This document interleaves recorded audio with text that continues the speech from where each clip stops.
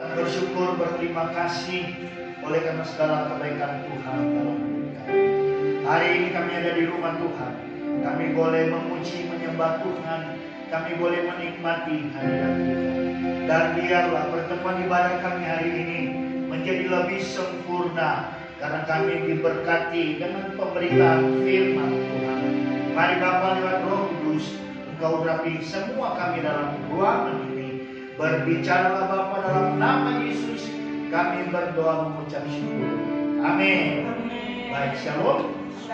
Iya, hari ini sebagaimana flyer yang sudah kita bagikan, tema kita adalah mempersiapkan umat yang layak. Tema kita terambil dari Mazmur pasalnya yang ke-24. Mazmur pasalnya yang ke-24 ayat 3 sampai dengan ayatnya yang ke-6. Demikian firman Tuhan.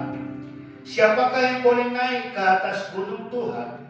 Siapakah yang boleh berdiri di tempatnya yang kudus? Orang yang bersih tangannya dan murni hatinya, yang tidak menyerahkan dirinya kepada penipuan dan yang tidak bersumpah palsu. Dialah yang akan menerima berkat dari Tuhan dan keadilan dari Allah yang menyelamatkan dia. Itulah angkatan orang-orang yang menanyakan dia, yang mencari wajah-Mu, ya Allah Yakub.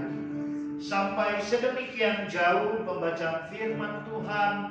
Tema kita mempersiapkan umat yang layak. Jemaat yang dikasihi Tuhan, menjadi umat yang layak di hadapan Tuhan itu adalah sebuah pilihan. Agar kita menjadi layak di hadapan Tuhan, menjadi umat Tuhan yang layak, itu adalah sebuah pilihan.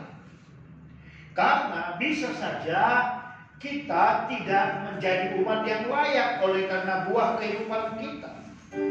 Tidak hanya lewat buah kehidupan kita, tapi juga oleh situasi yang sedang kita hadapi. Khususnya COVID-19. Ada banyak orang meninggalkan iman percaya mereka. Ada banyak orang yang kemudian menjadi kecewa, menjadi putus asa kepada Tuhan oleh karena keadaan dan situasi yang sedang dia hadapi, khususnya COVID-19. Nah, hari ini saya mau kasih tahu keadaan dunia ini semakin tidak baik. Itu bukan kata saya, tapi firman Tuhan berkata, keadaan di akhir zaman semakin tidak baik. Tapi percayalah, di tengah-tengah pandemi COVID-19 ini, Tuhan tetap baik kepada umat yang layak, kepada umat yang berkenan kepadanya. Hari Jumat kemarin lusa, di sebuah ibadah full gospel, ya, sebelum firman Tuhan biasanya dibuka ruang kesaksian. Nah, ada satu hamba Tuhan yang kemudian bersaksi begini. Dia sedang membangun sebuah gereja, tapi tidak disebut gereja karena itu adalah daerah Kedah di Sungai Guntung, Provinsi Riau. Bangunannya besar, 10 kali 30 meter. Jadi itu kira-kira besarnya Dina 3 kali besar rumah kita. Nah itu 10 kali 30. Nah, tentunya membutuhkan biaya yang banyak. Lalu suatu malam dia berdoa, Tuhan Yesus, saya butuh dana 1 miliar untuk menyelesaikan pembangunan yang sedang dikerjakan. Nah, besok harinya ada orang yang bertelepon kepadanya. Pak Pendeta, Bapak hubungi nomor ini, cari nama ini. Mereka sedang mencari gereja yang membutuhkan bantuan. Lalu dia telepon, dan persis seperti doa yang dia minta itu diberikan kepadanya. Dan saya terlalu Beliau mengalami itu karena beliau menjadi umat yang layak di hadapan. Amin, amin. Pun demikian kita. Saya terlalu percaya Tuhan pasti berkati. Amin. Tentu Dia berkati dengan caranya yang tidak bisa kita ukur, kita bisa jengkali dengan akal pikiran kita. Tapi kita pasti akan diberkati Tuhan dengan berbagai macam cara. Amin, amin.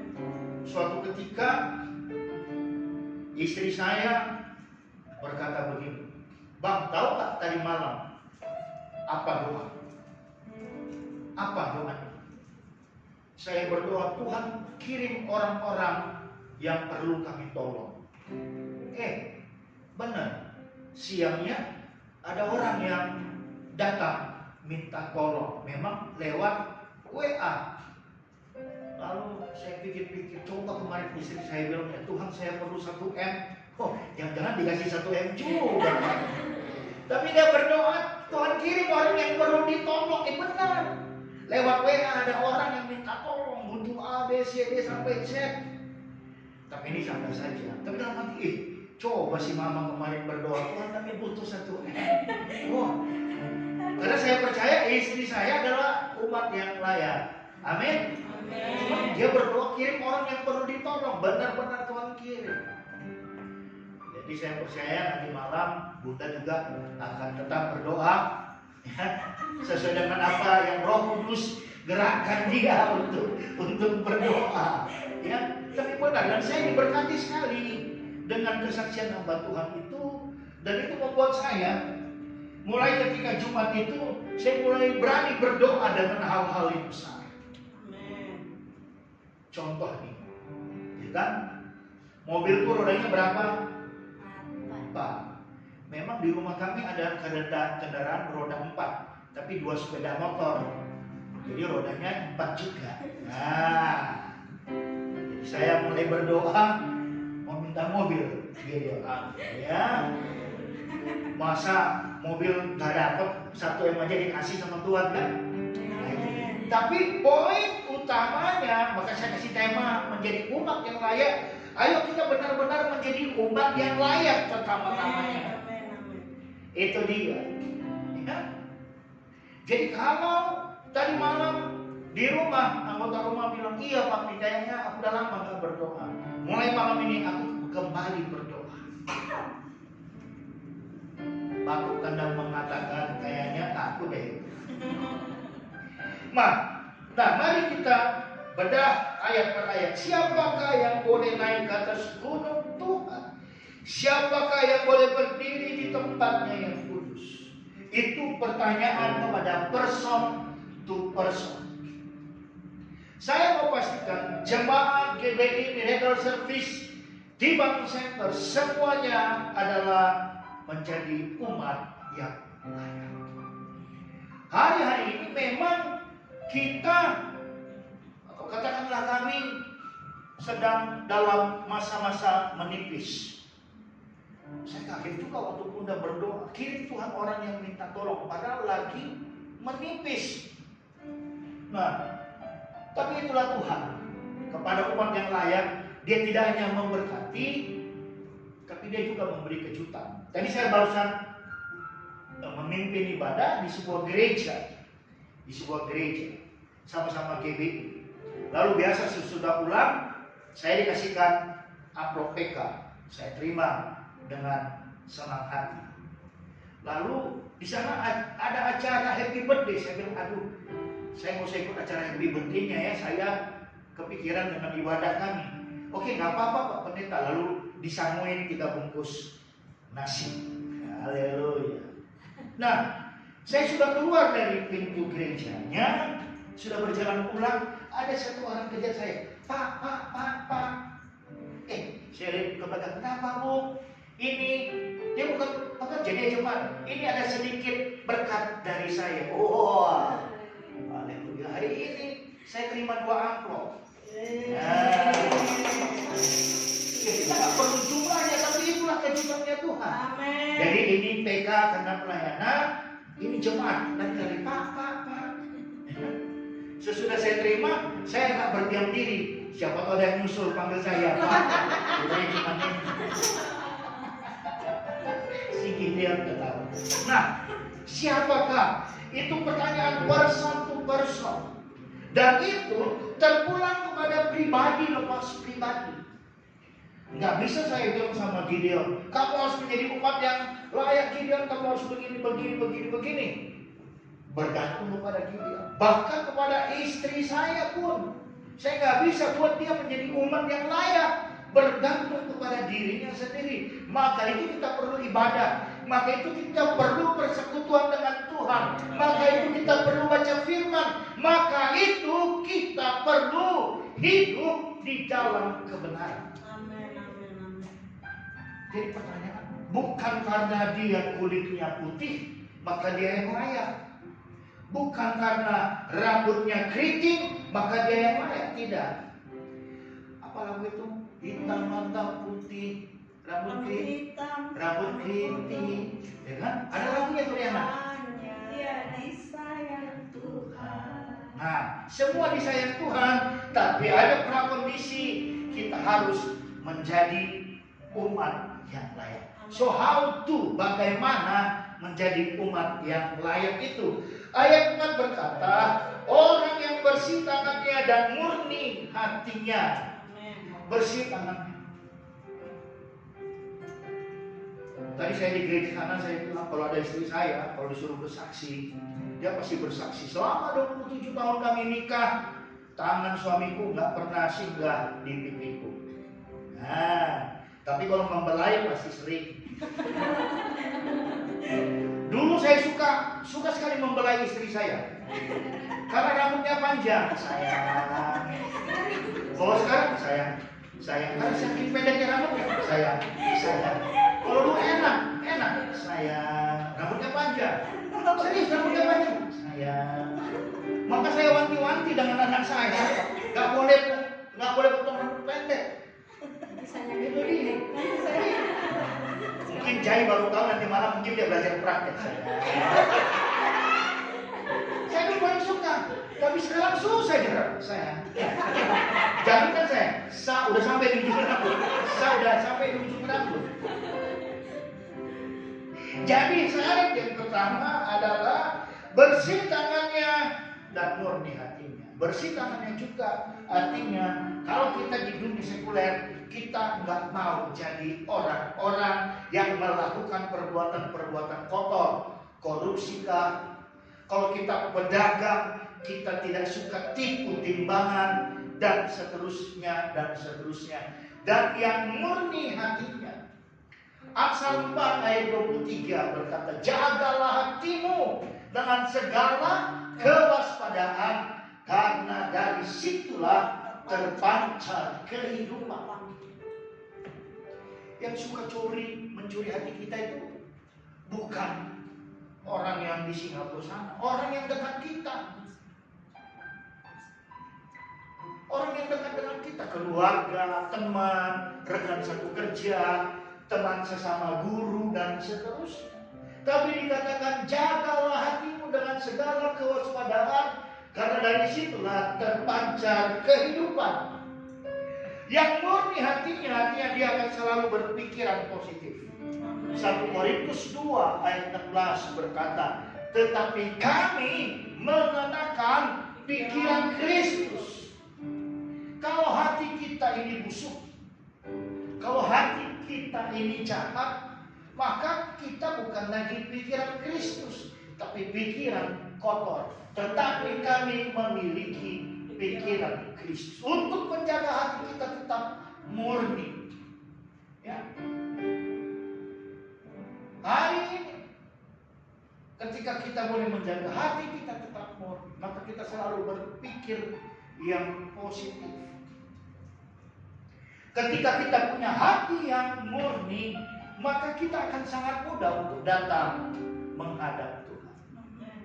Apa yang membuat kita susah menghadap Tuhan? Dosa.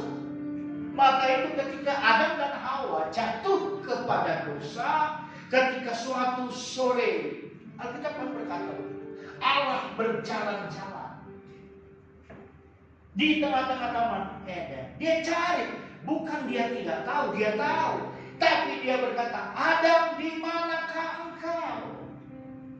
Tapi karena Adam berdosa, dia menjadi takut, dia menjadi malu, dia menjadi tertuduh untuk bisa bertemu dengan Allah. Maka ketika kita menjaga hati kita tetap murni, kita akan dengan mudah terhubung dengan surga. Maka kami kalau di rumah, kami selalu memperkatakan doa Bapa kami, dan ampunilah kami akan kesalahan kami. Karena kita ini masih di bumi, kita belum di surga. Ada saja hal-hal yang membuat kita bisa tercuri damai sejahtera, jatuh. Ya, memang garansinya Tuhan di Mazmur 37, bila dia jatuh tidak sampai tergeletak. Dan itu luar biasa. Maka dikatakan orang yang bersih tangannya dan murni hatinya, yang tidak menyerahkan dirinya kepada penipuan, dan yang tidak bersumpah palsu. Dek, abang cinta kali sama adik.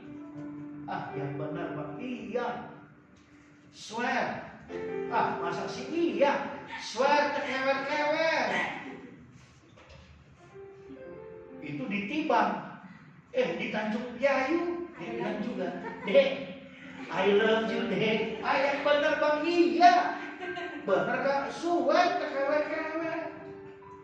Dia ke Batang Center. Dek, I love you, Dek. Yang benar bang. Iya, sumpah. Suatu ketika si abang tadi ke sebuah mall di BCS. Dia bisa masuk BCS karena dia sudah ada sertifikat vaksin. Lalu dia telepon salah satu adik, Dek, abang di BCS. Yuk kita istilahnya kongkol. Adik yang ditibang tadi datang. Rupanya ada yang dari Tanjung Piayu juga ke BCS pada waktu itu. Pun yang dari Batang Center ke BCS. Bertemu. Maka terjadilah perang badar. Terjadilah pertengkaran yang hebat. Itu kan pacarku. Namanya ini pacarku. Bukan ini pacarku. Tibang. Mana kita nih? Tanjung Piayu dan Batang Center bertengkar. Jangan seperti cowok gini. Orang yang apa katanya? Bersumpah palsu dan menyerahkan diri kepada penipuan. Makanya Tuhan kirim hari ini ada jemaat yang akan masuk dalam konseling pranikah.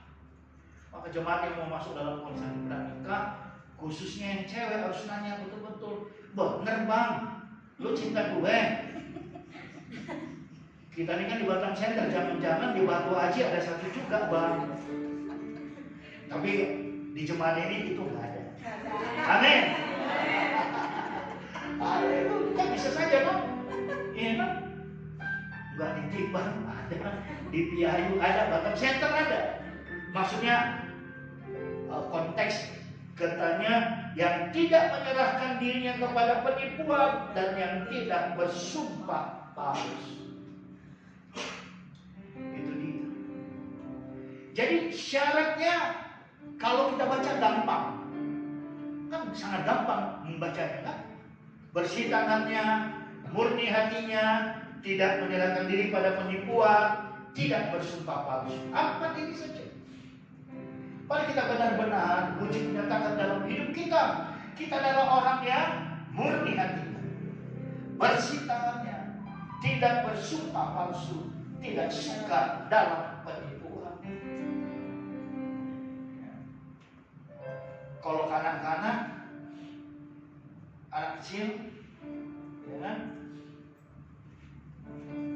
Dia suka kadang-kadang bohong sama mamanya, atau sama kakak sekolah minggunya, atau sama gurunya, khususnya kepada hal-hal yang berbau makanan. Tapi itu anak-anak.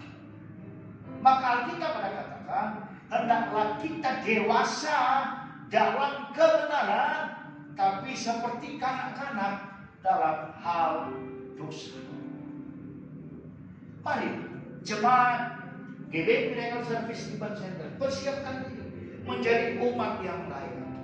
Ketika kita menjadi umat yang layak, proses selanjutnya adalah kita akan menjadi calon mempelainya Kristus. Waktu anak saya mau menikah, ya, dia masih calon mempelai. Calon mempelai itu mempersiapkan diri sedemikian rupa agar apa, pada saat pernikahannya segala sesuatu berjalan dengan baik. Ya. Jadi dari semua jemaat mungkin sesudah Jarod nanti Gideon lah yang menyusul. Amin. Abang yang konseling dia. Agar bisa menjadi calon mempelai, yang pertama-tama tadi kita menjadi umat yang layak terlebih dahulu. Ada 4 yang perlu kita gumuli setiap hari. Kita harus menjadi orang yang bersih. Kadang-kadang saya nggak bersih tangan juga, bohong juga. Abang minum air es tadi ya? Jadi sebelum Bunda pulang, ngajar saya masukin dulu di dekat jam dia pulang, saya minum dulu. Tempat bekas itu akunya saya umpetin. Tadi paling atas sampah di bawah, dan sampah yang sudah ada di nggak nampak. Tadi abang minum air es.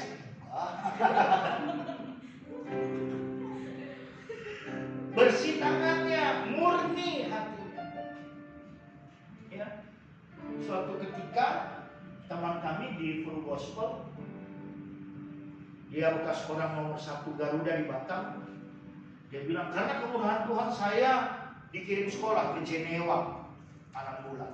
Sesudah pulang, maka dia menjadi instruktur bagi pilot, bagi staff, juga bagi pramugari. Yang dia membuat galau adalah ketika dia melatih para pramugari. Tahu pramugari kan? Datang duduk kami ini perempuan semua, pramugari semua. Lalu dia di depan berdiri. Tapi pramugari biasanya katanya duduknya kaki disilang. Oh, dia disilang. Tapi itulah tugas kita, menjaga murni hati. Ya. Saya selalu bilang di mana-mana, ya, istri saya baru 1, orang ketawa. Iya, saya harus bilang istri saya baru 1, karena itu Alkitabiah. Ratapan berkata selalu baru tiap hari. Jadi ketika saya bangun melihat istri saya selalu baru. Setiap saya bangun saya lihat istri saya selalu baru. Ya. Walaupun ya cuma 1 tapi selalu baru. Memang baru 1 dan cuma 1 dan baru 1, baru setiap hari. Ini baru lagi istri. Ya. Nah, yang tidak bersumpah palsu, yang tidak menipu. Ini kan anak-anak pun ada yang baru dibaptis. Betul? Waktu kita mau dibaptis, bukti aku sudah mengaku dosa, bukti aku sudah mengampuni orang yang berdosa padaku, maka hari ini aku menerima engkau sebagai satu-satunya Tuhan dan Juru Selamat dalam hidupku. Aku mengundang engkau, masuklah dalam hatiku, masuklah dalam hidupku. Engkau yang berkuasa dan berdaulat atas hidupku. Itu seperti Roma 10 ayat 9 dan 10. Saya juga boleh katakan itu sumpah. Tapi ketika kita ngaku Yesus yang berdaulat, tapi kita ada sakit, kita pergi ke dukun, itu namanya bersumpah palsu. Kita punya penghasilan nih, tapi kita nggak bayar perpuluhan. Kira-kira apa namanya? Penipuan.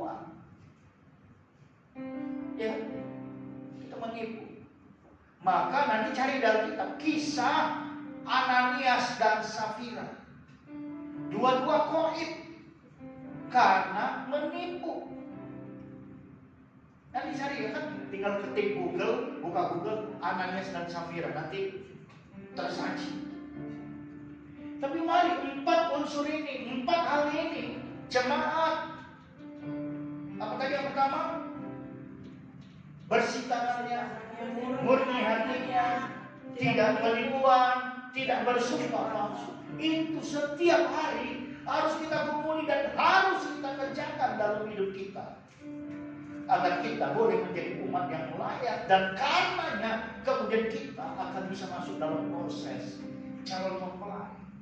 Karena waktunya Tuhan sudah tidak lama lagi. Kapan kita nggak perlu tahu, tapi kita perlu terus-menerus mempersiapkan diri. Dan saya berdoa biar jemaat GBI Miracle Service di Bangun Center semuanya adalah umat yang layak. Semuanya akan diberkati Tuhan dengan berlimpah-limpah. Amin. Mari kita bangkit berdiri. Mari Mel. Satu-satunya. Kita angkat pujian ini sehingga kita tetap benar-benar menjadi umat yang layak. Tidak ada yang lain, hanya Yesus. Satu-satunya. Iya. Kita akan pujian kita katakan Engkau Tuhan yang setia.